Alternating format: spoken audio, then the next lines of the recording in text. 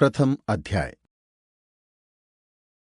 प्राचीन समय की बात है कि नैमिषारण्य क्षेत्र में शौनक आदि ऋषियों ने अनेक महर्षियों के साथ 1000 वर्ष पर्यंत चलने वाले यज्ञ को प्रारंभ किया था, जिससे उन्हें स्वर्ग की प्राप्ति हो सके। उस क्षेत्र में सूत जी भी आए। तब ऋषियों ने उनका बहुत आदर सत्कार किया, क्योंकि सूत जी पौराणिक कथाएं कहने में सिद्धहस्त थे और उन्होंने विभिन्न रूपों से अनुभव प्राप्त किया हुआ था। ये जानकर उपस्थित ऋषियों ने सूत जी से कहा, आप हमें इस सृष्टि, भगवान, यमलोक तथा अन्य शुभाशुभ कर्मों के संयोग से मनुष्य किस रूप को प्राप्त होता है, यह बताने की कृपा करें। सूत जी बोले, इस सृष्टि के कर्ता नारायण विष्णु हैं। वो ही नारायण विष्णु जल में रहने के कारण नारायण हैं, लक्ष्मी के पति हैं और उन्होंने अनेक अवतार धारण करके पृथ्वी पर अधर्म का नाश किया है और पृथ्वी की रक्षा की है। उन्होंने राम का अवतार धारण करके लंका के राजा रावण से ऋषि मुनियों का उद्धार किया। उन्होंने नरसिंह रूप का अवतार धारण करके हिरण्यकश्यप का उद्धार किया। यही भगवान विष्णु सृष्टि के आदि कर्ता पालक और रुद्र रूप में संहार करने वाले हैं। भगवान विष्णु ने ही वराह का रूप धारण करके पृथ्वी का उद्धार किया और मत्स्य रूप में अवतार लिया।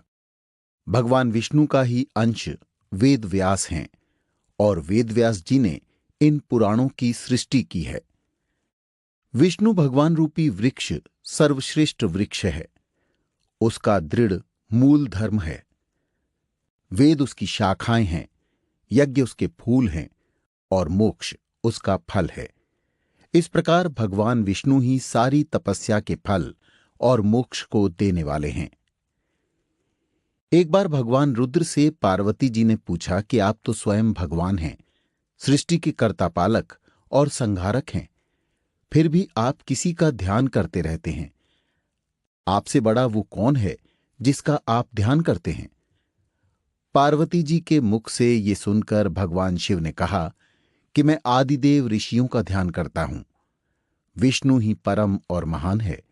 उनका ध्यान करते हुए ही मैं अपने आप में तल्लीन रहता हूं।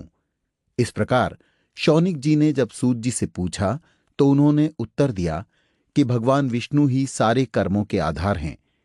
यह बताते हुए उन्होंने कहा कि शिवजी ने पार्वती से कहा, मैं परम ब्रह्म का चिंतन करता हूं। यह परम ब्रह्म भगवान विष्णु ही है। मैं विष्णु का ही चिंतन करता हूं। भगवान विष्णु ही अनेक रूप में अवतार लेते हैं। उन्होंने ही राम, कृष्ण, वाराह, नरसिंह आदि के रूप में अवतार लेकर धर्म की रक्षा की है। राम के रूप में उन्होंने राक्षसों का नाश किया है और कृष्ण के रूप में दुष्ट प्रवृत्ति वाले लोगों का विनाश करके धर्म की स्थापना की है। शिवजी ने आगे कहा कि हे पार्वती, वाराह के रूप में विष्णु ने ही पृथ्वी का उद्धार किया है और नरसिंह के रूप में भक्त प्रहलाद की रक्षा करते हुए हिरण्यकश्यप का उद्धार किया है। मैं अपने नेत्र बंद करके उनका चिंतन करता हूं। इस प्रकार भगवान विष्णु की महिमा को सुनकर, जैसे कि शंकर ने भगवती पार्वती को बताई थी, ऋषियों की उत्सुकता अन्य विषयों में जागृत हो गई। ऋषियों ने सूत जी से पूछा कि हे भगवान, आपने भगवान विष्णु के महत्व को स्थापित करते हुए जो कुछ भी कहा वह भयमुक्त करने वाला है, किंतु आप संसार के दुख और कष्टों को नष्ट करने का उपाय बताइए।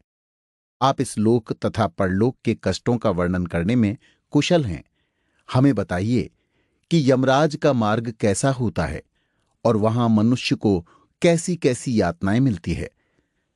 ऋषियों से ये प्रश्न सुनकर सूत जी बोले कि जो वृत्तांत भगवान नारायण ने गरुड़ जी के पूछने पर उनको बताया था, वह मैं तुमको बता देता हूं।